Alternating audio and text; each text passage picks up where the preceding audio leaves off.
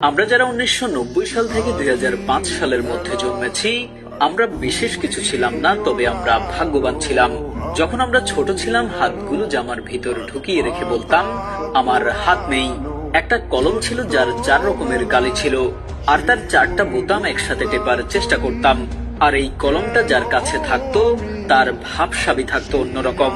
আমাদের সময় 1 হাত সমান কলম পাওয়া গেলেও আমরা আবার কলম কেটে কেটে অনেক ছোট কলম আবিষ্কার করতাম। দরজার পেছনে লুকিয়ে থাকতাম, কেউ এলে চমকে দিব বলে। সে আসতে দেরি করছে বলে অধৈর্য হয়ে বেরিয়ে আসতাম। রাতে হাঁটার সময় ভাবতাম, আমি যেখানে যাচ্ছি 4টাও আমার সাথে যাচ্ছে। কারেন্টের সুইচের 2 দিকে আঙুল চেপে সুইচটাকে অন অফের মাঝামাঝি অবস্থানে আনার চেষ্টা করতাম। স্কুলে যাওয়ার সময় সবাই একসাথে দৌড়াদৌড়ি করে যেতাম। ক্লাসে কলম কলম খেলা, খাতায় ক্রিকেট খেলা, চোর ডাকাত, বাবু পুলিশ ও বউ 10-20 খেলতাম। অনেক সময় স্কুল ফাঁকি দিয়ে কয়েকজন বন্ধু মিলে ঘুরতে যেতাম, আড্ডা দিতাম, আরো কত কি। 1 টাকার রঙিন বা নারিকেলি আইসক্রিম, হাওয়াই মিঠাই খেতে না পারলে মনটাই খারাপ হয়ে যেত।